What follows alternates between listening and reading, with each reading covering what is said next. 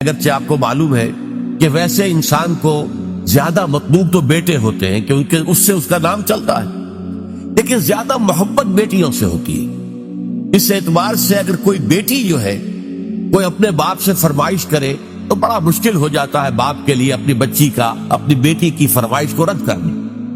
اس طریقے سے عرب والوں نے کیا سمجھا، یہ فرشتے جو ہیں خدا کی بیٹیاں ہیں، اور خدا اپنی بیٹیوں کی کسی فرمائش کو رد نہیں کر سکتا۔ اگر یہ جو ہے کسی کی سفارش کر دے گی تو بس کیا کہنے، پھر اس کا بیڑا پار ہو جائے گا، وہ کامیاب ہو جائے گا۔ اس بنیاد پر انہوں نے فرشتوں کو خدا کی بیٹیاں قرار دیا، ان کی مورتیاں بنائی۔ لات، عزیٰ، منات یہ سب مؤنث نام ہے جیسا کہ میں نے آپ کو بتایا، اور صاف انہوں نے کہا وَمَا نَعْبُدُهُمْ إِلَّا لِيُقَرِّبُونَا إِلَى اللَّهِ زُلْفَىٰ، ہم جو ان کو پوجتے ہیں وہ اس لیے کہ یہ ہمیں اللہ سے قریب تر کر دیں۔ اور یہ بھی کہا گیا کہ هؤلاء شفعاؤنا عند اللہ، یہ اللہ کے ہاں ہمارے شفیع ہوں گے۔ اختیار مطلق تو اللہ کے ہاتھ میں ہے، لیکن کوئی شخص اپنی پیاری بچی کی کسی بات کو رد کرتا ہے؟ اللہ بھی اپنی بیٹیوں کی سفارش کو رد نہیں کرے گا، لہذا ان کی سفارش سے ہمارا بیڑا پار ہو جائے گا۔ اسی طریقے سے بڑے سے بڑا آدمی بھی ہوتا ہے تو اس کے کچھ دوست ہوتے ہیں، ان دوستوں کی بات وہ ٹال نہیں سکتا۔ اس کی وجہ کیا ہے؟ ہر انسان کو معلوم ہو، چاہے بڑے سے بڑا انسان ہو، اسے معلوم ہوتا ہے کہ کسی وقت مجھے ضرورت پیش آ سکتی ہے اپنے دوست کی مدد کی۔ اب اگر میں اپنے دوست کی کوئی بات نہیں مانوں گا تو میری ضرورت کے وقت یہ میرا دوست میرے کام نہیں آئے گا۔ تو دوستیاں پالی جاتی ہیں، باقاعدہ ان کو نبھایا جاتا ہے۔ بھائی بات تو یہ غلط کہہ رہا ہے، صحیح نہیں ہے، لیکن کیا کریں، دوست ہے۔ اب دوست کی بات تو لٹائی نہیں جا سکتی، ماننی پڑتی ہے۔ اسی سے تصور بنا اللہ کے اولیاء، اللہ کے دوست، جتنے بھی عظیم انسان گزرے کہ جو اپنی جگہ پر اللہ کے بندے تھے، بالکل اللہ کی بندگی ہی پر وہ فخر کرتے تھے، اور وہ اللہ کے سامنے سر تسلیم جو ہے جھکائے رکھتے تھے، لیکن ان کے تقوی اور ان کے زہد کی بنا پر انہیں جب اولیاء اللہ قرار دے دیا گیا تو اللہ کے دوست ہیں، اللہ کے ولی ہیں۔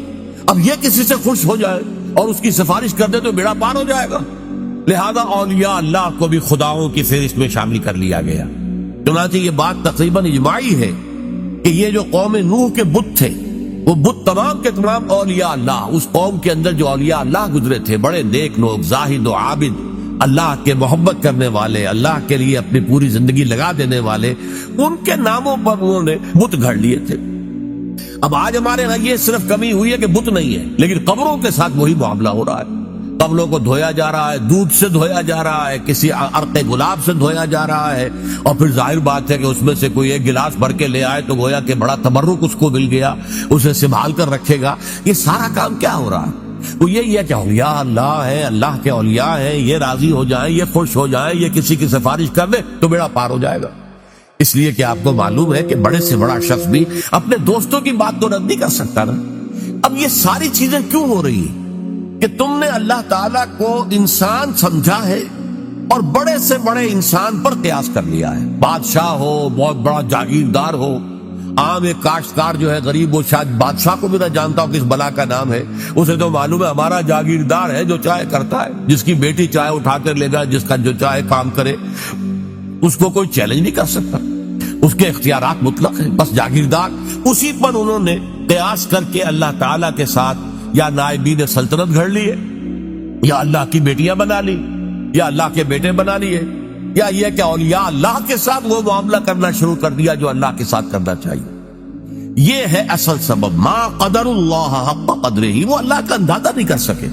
اللہ کی حکومت کسی کے بل پر قائم نہیں ہے، اللہ کسی کا دست نگر نہیں ہے، اللہ کو کسی کی حمایت کی ضرورت نہیں ہے، اللہ پہ ذات ہی القوی ہے، اسے کسی فرشتے کی حاجت نہیں ہے، جو چاہے جب چاہے بغیر کسی فرشتے کو بیچ میں لائے ہوئے اللہ تعالیٰ کر سکتا ہے۔ آنے واحد کے اندر اس کا ایک حرف کن ہوگا اور بڑی سے بڑی بات ہو جائے گی۔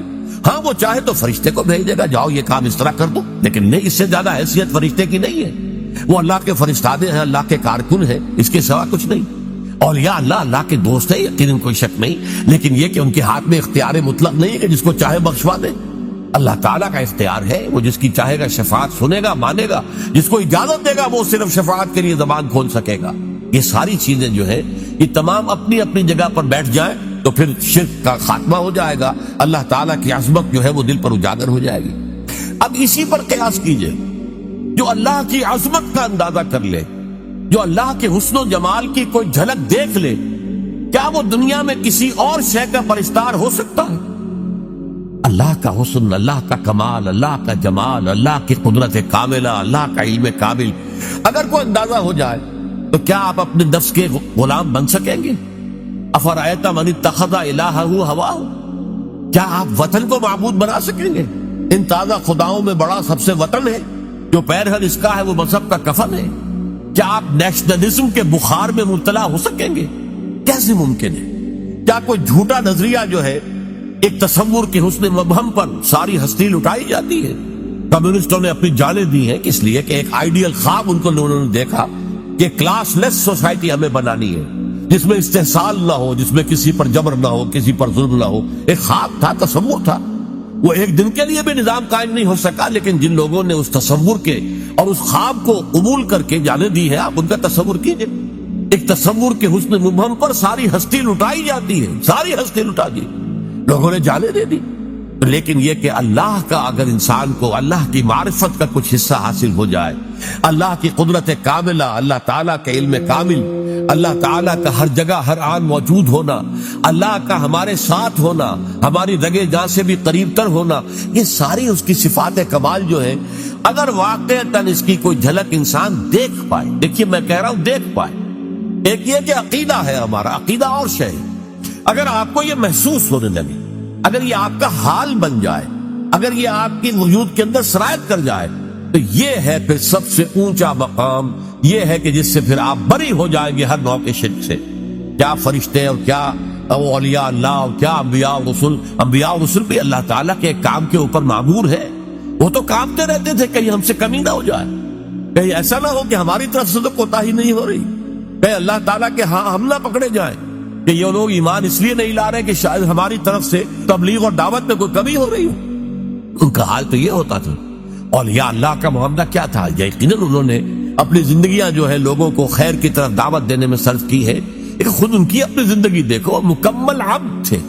سب سے بڑھ کر یہ کہ محمد الرسول اللہ جو حبیب اللہ ہے صلی اللہ علیہ وسلم، ان کی بھی نسبت عبدیت مقدم ہے، نسبت رسالت مؤخر ہے۔ اشہد ان لا الہ الا اللہ وحدہ لا شریک لہ واشہد ان محمدا عبدہ ورسولہ، عبدیت مقدم ہے، رسالت مؤخر ہے اس پر۔ آپ کی اصل نسبت جو ہے، میں نے بارہا اس کو بیان کیا ہے، قرآن مجید میں جہاں کہیں بھی ایسا مقام آتا ہے کہ بہت ہی شفقت اور محبت اور اپنائیت کا اظہار ہو حضور کے لیے، وہاں حضور کی نسبت عبدیت کو واضح کیا جاتا ہے۔ سبحان الذی اسری بعبدہ لیلا من المسجد الحرام الی المسجد الاقصی۔ یہ کیا تھا؟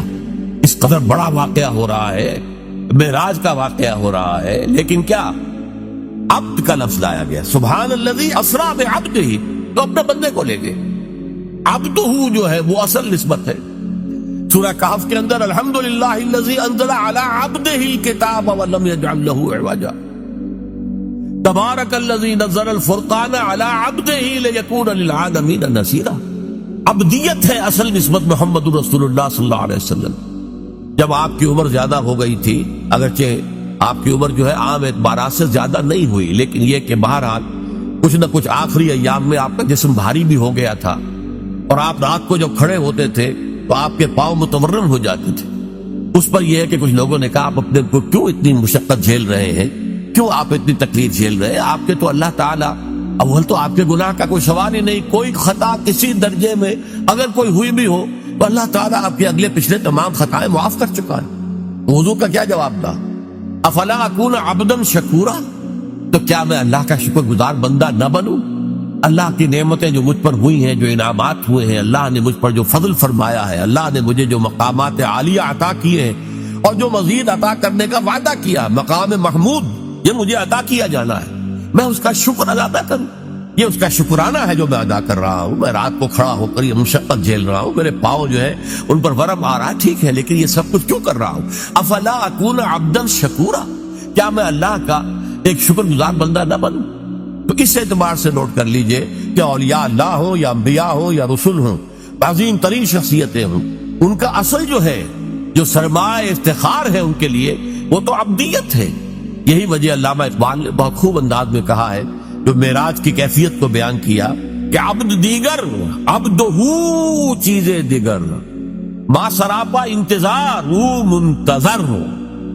اب یہ شعر جو ہے اس وضاحت چاہتا ہے اب تو سبھی ہے، خواہشات کا بندہ، نفس کا بندہ، دولت کا بندہ، وطن کا بندہ، یہ سب بندے ہیں، سب بندگی تو ہے. اب تو دیگر عبدہو، صرف اسی کا بندہ بن جانا، سب سے ہٹ کر، سب سے آزادی پا کر.